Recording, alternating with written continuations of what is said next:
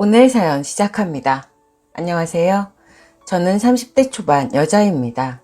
결혼한 지는 3년 가까이 되어 가네요. 오늘 휴일이라 남편하고 가전 매장에 다녀왔어요. 저희 집에 있던 김치냉장고가 제가 어렸을 때 산 건데 한 달 전부터 작동하다 안 하다 해서 말썽을 부리길래 이번 기회에 새로 장만하려고요. 저 혼자 살 때 산 거라 용량이 적었어요. 그래서 작년에 사려고 했지만 남편이 김치냉장고 가격을 보더니 1년만 있다가 사자고 했는데 때마침 이번에 고장이 잘나 주었네요. 가전 매장에서 김치냉장고를 구경하고 있는데 눈에 띄는 손님이 있었어요. 한 명은 나이가 지긋해 보이는 중년의 여성이었고 또 한 명은 제 또래처럼 보였어요. 두 여자가 팔짱을 끼고 있는 걸 보니 다정한 사이 같았어요. 말하는 걸 들어보니 시어머니와 며느리 사이더군요. 시어머니가 며느리 김치냉장고 사주러 왔더라고요. 예, 내가 보기에는 이게 좋은 것 같은데 넌 어떠니? 어머니, 제가 보기에도 이게 좋은 것 같네요. 정말 이거 사도 돼요? 어머니가 맛있게 담그신 김치 어디에 두나 걱정했는데 한시름 덜었네요. 감사해요. 역시 우리 어머니가 최고예요. 정말 잘 쓸게요. 어머니, 우리 밥 먹으러 가요. 요 앞에 냉면 잘하는 집 있는데 드실래요? 그렇게 두 사람은 매장을 나갔어요. 엊그제 TV에서 보니 고부 갈등에 힘들어하는 부부가 많다던데 저 두 사람은 참 다정하게 잘 지내는구나 싶어 정말 부러운 마음이 들더군요. 그걸 보고 있자니 저희 시어머니가 생각이 나더군요. 저에게도 저렇게 좋은 시어머니가 있었어요. 아주 잠깐이었지만요. 제가 그 두 사람을 부러운 눈으로 쳐다보고 있으니 남편도 제 마음을 알았는지 어깨를 토닥여 주더군요. 그러자 참고 있었는데 눈물이 흐르더라고요. 그래서 냉장고는 다음에 사기로 하고 서둘러 집에 왔네요. 잠을 자려는데 낮에 일이 생각나서 시어머니가 보고 싶은 마음에 이렇게 글을 쓰네요. 3년 전쯤 이야기네요. 남편과 저는 친구 소개로 만났어요. 남편은 저보다 2살 많았어요. 그리고 3년 동안 별 문제 없이 잘 만났고 저희는 결혼을 하기로 약속했죠. 양가 상견례도 마치고 결혼 날짜도 잡고 결혼 준비에 한창 바쁠 때였네요.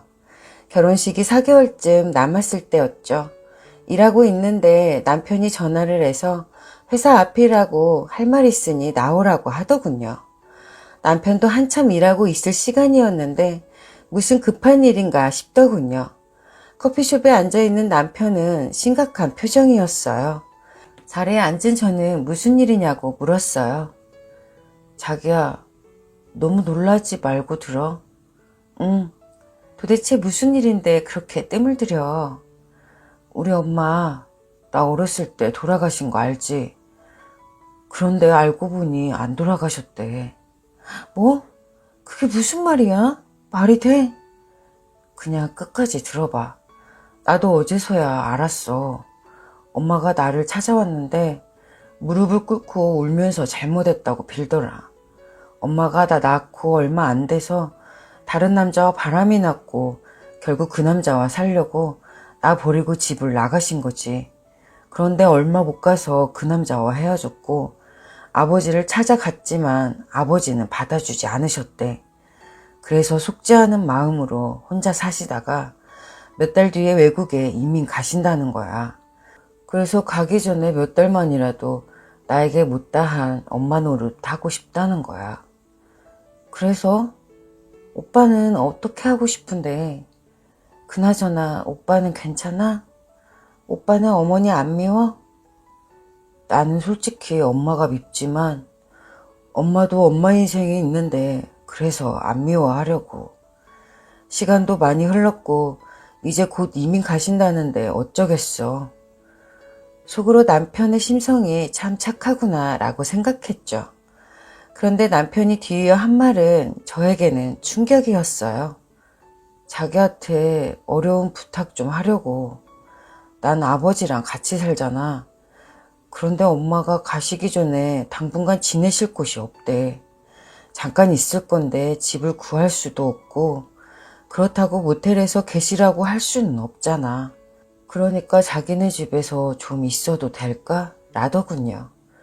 저는 본가가 지방이라서 대학교 다닐 때부터 독립해서 혼자 살고 있었거든요. 우리 집에 얼마나? 석 달 아니면 넉 달. 내가 이렇게 부탁할게. 응? 예비 시어머니와 같이 살라니. 그것도 몇 달 동안이나요. 저는 당연히 같이 살기 싫었어요. 그런데 그래도 사랑하는 사람의 어머니인데 거기에다 돌아가신 줄 알았던 어머니가 살아 계셨다는 사실에 기뻐하는 남편을 보니 차마 싫다고 이야기하기 좀 그렇더라고요. 제 생각에도 모텔 같은 곳보다는 저희 집에서 모시는 게 맞다라고 생각했어요. 다음날 저녁에 남편이 시어머니를 모시고 저희 집으로 왔어요. 연세가 50대 후반이라시는데 고생을 많이 하셨는지 얼굴에 주름도 많으시고 나이보다 더 들어 보이더군요. 옷도 언제 사 입은 것인지 후줄근해 보였어요. 막상 시어머니를 뵈니 어떤 말을 어떻게 꺼내야 할지 모르겠더라고요. 시어머니가 돌아가셨다고 알고 있어서 저는 시어머니를 어떻게 대해야 할지 상상도 해본 적이 없었거든요. 그래도 남편이 있어서 그나마 다행이었죠. 시어머니가 물으시는 말에 네, 아니요로 짧게 이야기했어요. 그날 남편을 보고 자고 가라고 했지만 약속 있다고 가버리더군요. 정말 어색해서 죽는 줄 알았어요. 남편은 뒤늦게 어머니를 찾아서 마냥 기쁘기만 하겠지만 저는 마냥 좋지만은 않았어요. 솔직히 이야기해서 저는 시어머니가 마음에 들지 않았어요. 갓난아기 두고 딴 남자와 바람을 피우고 그것도 모자라 애를 버리고 도망까지 갔다니 얼마나 남자가 좋았으면 자기 뱃속으로 낳은 아이까지 버리고 갔을까요? 그렇게 생각하니 쉽게 마음의 문을 열 자신이 없더군요. 시어머니가 그렇게 부도덕한 사람이라니 창피하더라고요. 거기다 이제 와서 나타나다니 참 염치도 없다라고 생각했죠. 정말 뻔뻔하고 자기중심적인 이기적인 사람이라고 생각했어요. 바보같이 착한 남편이 괜찮다고 하니 시어머니고 어르신이니까 예의는 차리는데 친해지고 싶은 마음은 1도 없었어요. 게다가 다니는 회사가 야근이 전혀 없고 칼퇴근이라 참 좋았는데요. 그 상황에서는 별로 안 좋더군요. 집에 일찍 들어가 시어머니와 단둘이 있기 싫었거든요. 하지만 남들 다 퇴근하는데 혼자 회사에 남아 있을 수는 없었어요. 남편은 그때 하필 회사가 일이 많아져서 바쁘다고 당분간 매일 야근이라고 했고요. 그래서 친구와 매일 약속을 잡았죠. 그러고도 집 앞에서 남편과 전화통화하면서 시간을 때우다 집에 들어갔어요. 휴일에도 하루 종일 밖을 쏘다니다 밤늦게 집에 갔어요. 하지만 그것도 하루 이틀이지 몸이 힘들어서 못하겠더군요. 시어머니한테는 일 때문에 늦게 들어오는 거라고 이야기했는데 시어머니가 힘들어서 어떡하냐고 걱정하는 거예요. 본인 때문에 집에 일찍 들어와서 쉬지도 못하고 일부러 밖에서 시간 보내다 들어오는데 말이죠. 하지만 시어머니한테는 그런 말을 못하니 괜찮다고 할 수밖에 없었어요. 친구와 술을 마시고 들어올 때면 술 많이 먹지 마라. 건강 버린다. 라고 잔소리를 하는 거예요. 성인이 되자마자 독립을 해서 부모님한테도 안 들은 잔소리를 들으니 미치겠더군요. 그래서 남편한테 전화해서 하소연하면 남편은 미안하다고 일이 조금 한가해지면 집에 자주 오겠다고 그러더군요. 너무 불편해서 오죽하면 제가 어차피 결혼 날짜도 잡았는데 남편과 같이 살면 안 될까? 라는 생각도 잠깐 했네요. 그래도 같이 사니 좋은 점도 있었어요. 제가 아침잠이 많은데 시어머니가 아침을 차려놓으시고 저를 깨우시더라고요. 시어머니가 깨우시니 더 자고 싶었지만 안 일어날 수도 없었고 아침을 먹던 버릇을 하지 않아서 잘 먹히지도 않았어요. 처음에는 잠도 덜 깨서 비몽사몽인 상태로 밥을 먹는데 모래 씹는 것 같아서 진짜 못 먹겠더라고요. 억지로 겨우겨우 먹었죠. 그런데 시간이 지나니 아침 일찍 일어나는 것도 아침밥을 먹는 것도 괜찮아지는 거예요. 오히려 잠을 그전보다 덜 잤는데도 몸은 더 가벼워진 것 같고 아침에 밥을 먹으니 화장실도 잘 갔고요. 역시 사람은 규칙적인 생활을 해야 되는 것 같아요. 저는 회사에 출근할 때면 혹시라도 지각하지 않을까 불안해 했었는데요. 그전보다 일찍 집에서 나오니 출근하는 길이 편하고 여유로워지더군요. 그리고 제가 출근하고 나면 시어머니께서 집안일도 다 해놓으셨어요. 제가 퇴근하고 하면 된다고 힘들게 하시지 말라고 아무리 말을 해도 좋아서 하신다고 해놓으셨죠. 시어머니와 같이 산 지 2주 정도 되었을 때부터 퇴근하면 바로 집으로 들어갔어요. 그래도 씻고 바로 제 방으로 들어가 버렸죠. 그런데 저녁을 차려놓고 부르시는데 안 먹는다고 할 수 없었어요. 시어머니는 음식 솜씨가 너무 좋았어요. 정말 짜증나게요. 반찬도 다 제가 좋아하는 것만 위주로 해주셨죠. 아마도 남편에게 제가 뭘 좋아하는지 들은 것 같더군요. 그리고 처음에는 잔소리같이 느껴졌던 게 진심으로 저를 걱정하시는 마음에 하시는 말씀이었구나 라고 조금씩 느껴지더라고요. 제가 겨울만 되면 집이 건조해서 기침을 많이 하는데요. 시어머니와 같이 살면서부터는 집을 깨끗하게 치워주시는 덕분인지 기침이 안 나오는 거예요. 그렇게 진심으로 저를 위해 주시니 저도 어느새 시어머니가 편하게 느껴지면서 좋아지더라고요. 대화도 나눠보니 좋으신 분 같았어요. 차분하시고 인자하신 성품이시더군요. 거기에다 남을 배려하시고 무엇보다 남편을 많이 사랑하는 것 같더군요. 그렇지 않으셨으면 며느리가 될 저한테 그렇게 잘하셨을까? 라는 생각을 했거든요. 과거에 그런 일을 저지르셨던 분이라는 게 믿기지 않는 거예요.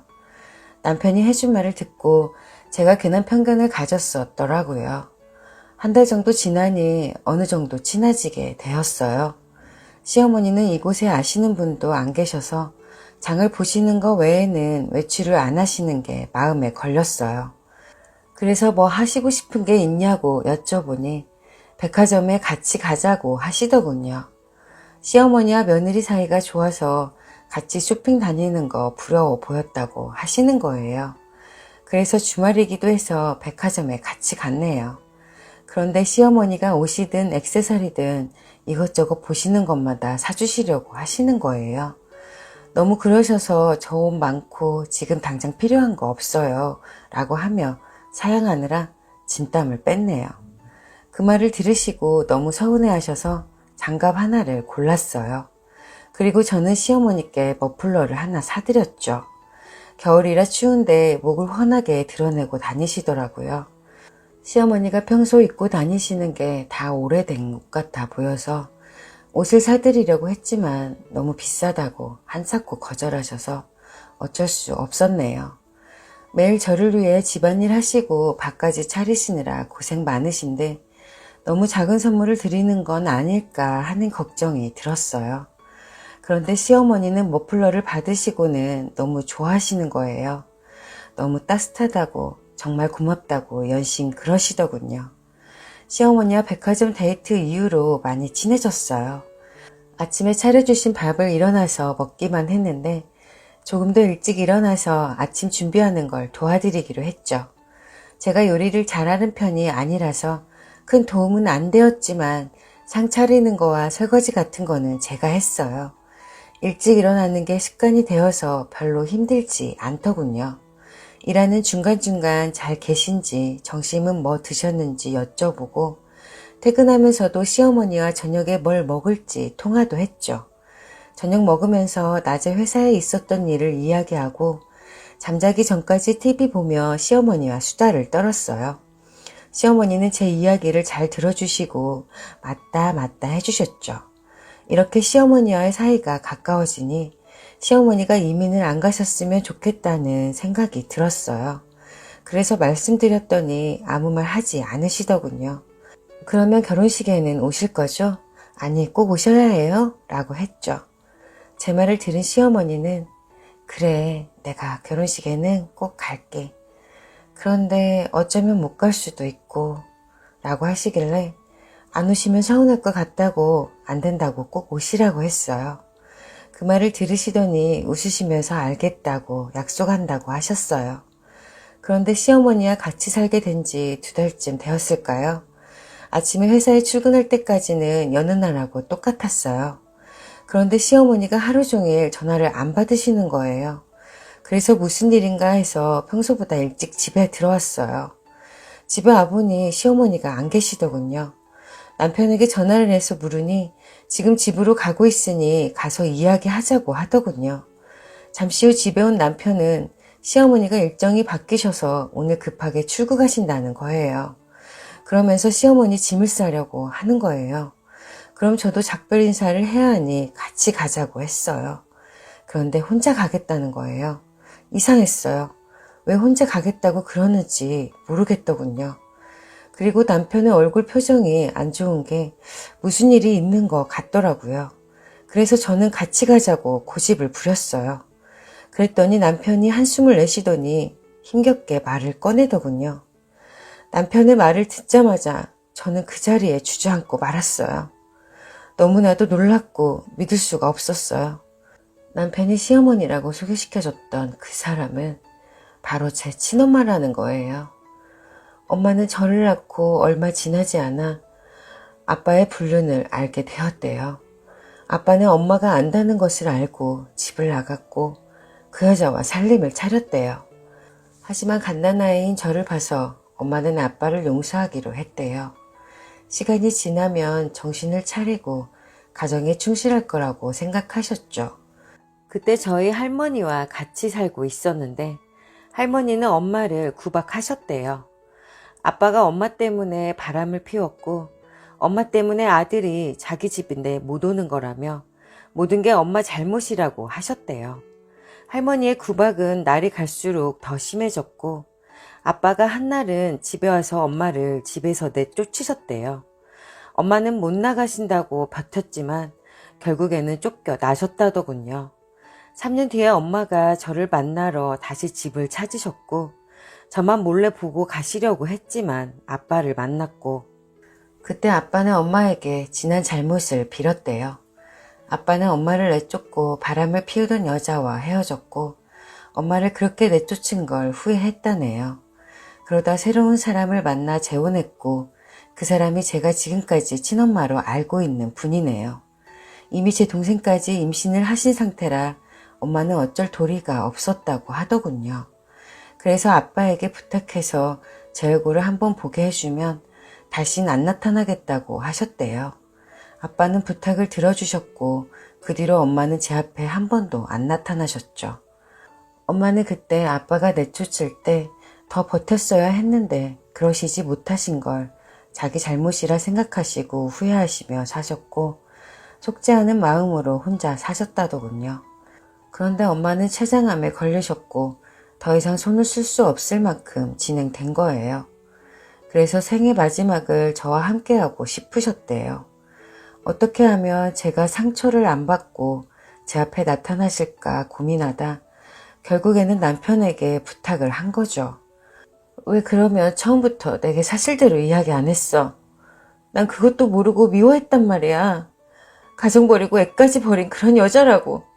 나쁜 여자라고 생각했는데 너무 불쌍하잖아 우리 엄마. 눈물이 너무 흘러서 주체할 수 없더군요. 어머니 생각이셨어.